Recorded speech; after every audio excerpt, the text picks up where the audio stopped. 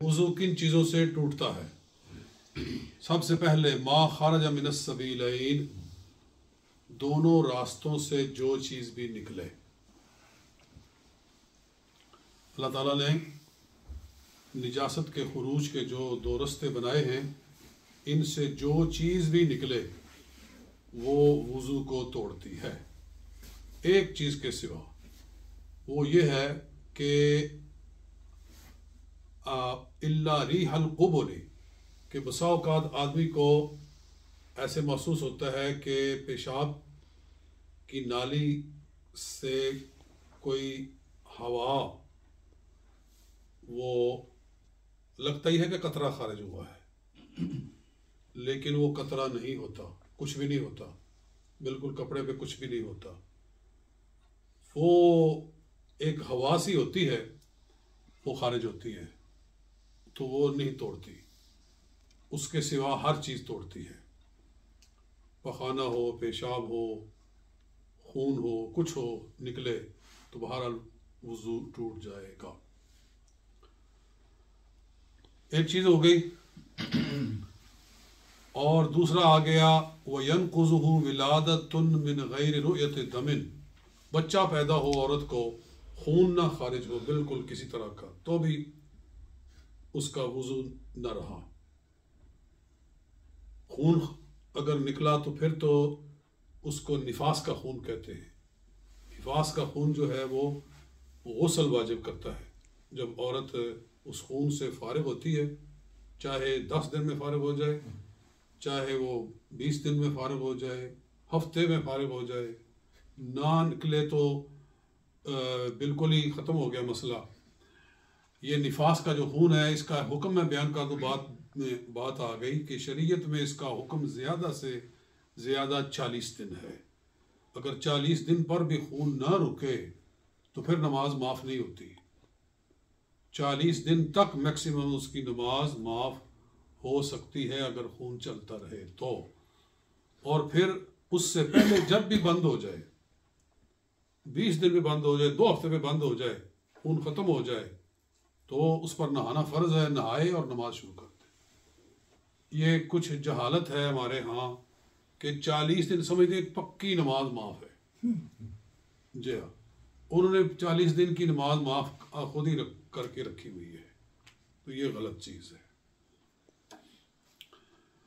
बहरहाल जनाब आगे फरमाते हैं वह निजासतुन साइलतुन मिन गैरिहिमा, दो रस्ते जो हैं निजासत के, उनके अलावा जिस्म के किसी हिस्से से निजासत निकले और बह पड़े, निजासत खारिज हो और चल पड़े, कहीं कोई जख्म आए या कोई फोड़ा हो, उससे कोई शय खारिज हो और फिर वो आगे बह पड़े, कदमिन वक़ईहिन, के जैसे खून निकल आया या पीप निकल आई और वो बह पड़ी, तो उसका बह पड़ना ये वुज़ू को तोड़ देता है।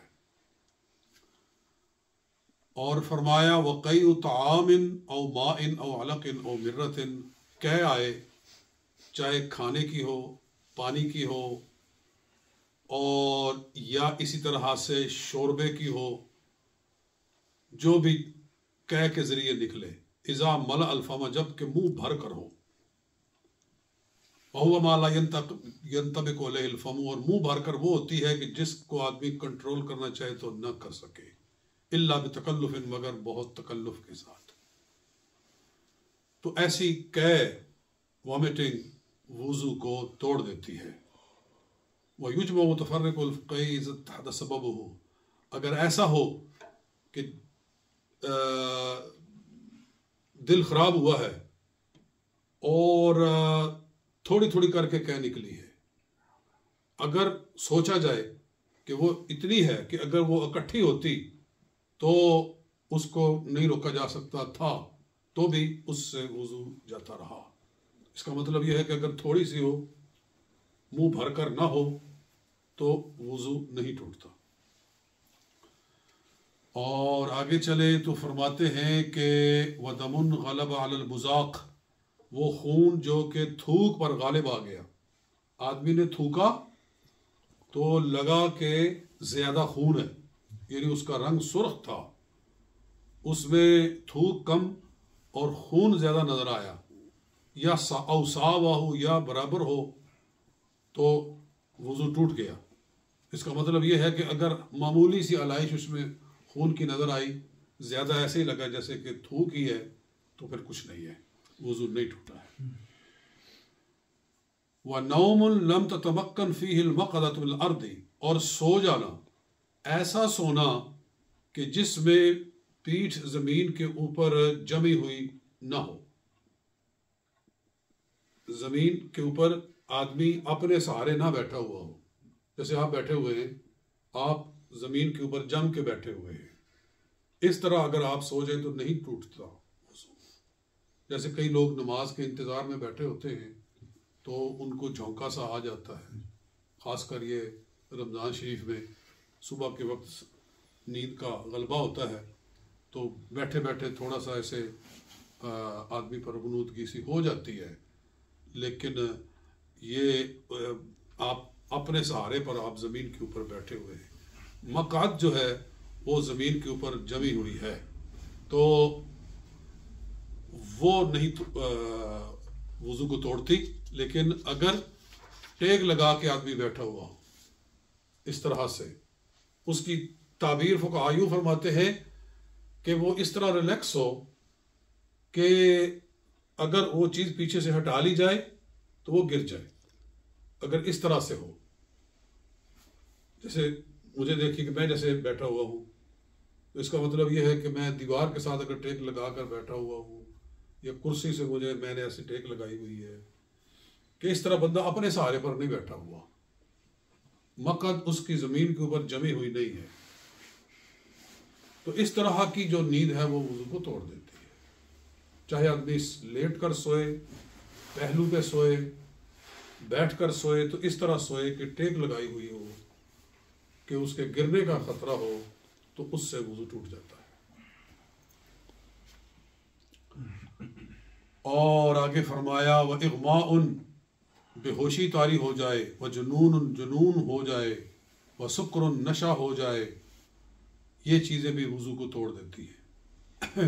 आदमी पर बेहोशी तारी हो गई, बिल्कुल बेहोश हो गया, तो या नशा तारी हो गया कि अपने होशो हवास से आदमी खारिज हो गया, वो नींद नहीं वैसे, तो उससे भी वज़ू टूट जाता है।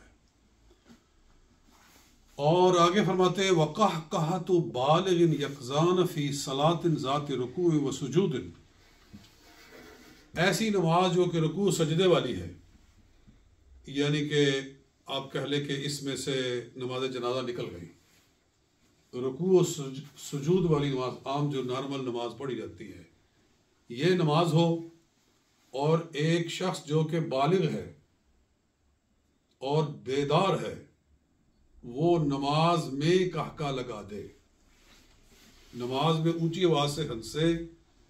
ऊंची आवाज से मुराद ये होता है कि कम अज कम साथ वाले को पता चल जाए कि ये हंसा है, तो वो कहा होता है। ये कहा भी नमाज को तोड़ देता है, नमाज को भी तोड़ देता है जी, नमाज को भी तोड़ देता है, साथ में वुज़ू भी तोड़ देता है। बात वुज़ू की हो रही है जी। इस पर हदीस है कि एक मरतबा रसूल अकरम सल्लल्लाहु अलैहि वसल्लम नमाज पढ़ा रहे थे किसी जगह पर, और वहाँ हौज था या कोई तालाब था। कोई शख्स आया, ज़रीरुल आइन, उसकी आंखों में कोई खराबी थी, उसको पता न चला, वो पानी में गिर गया। कुछ लोग पीछे थे, न जाने कौन थे, कोई नए इस्लाम लाए होंगे, कोई अभी ऐसा ही होगा, तो उनके हंसने की आवाज़ आई। हज़ूर सल्लल्लाहु अलैहि वसल्लम ने नमाज के बाद फरमाया जाओ वज़ू करके आओ। तो इससे, इस हदीस से इस्तेदलाल किया गया है कि नमाज में ऊंची आवाज़ से हंसना जो है वज़ू को तोड़ देता है। तो आज के दरस का खुलासा क्या निकला कि क्या क्या चीज़ वज़ू को तोड़ देती है। सबसे पहले तो यह है कि दोनों रस्तों से किसी चीज़ का निकलना, उसमें निजासत भी आ गई, उसमें हवा भी आ गई, तो वज़ू टूट जाता है।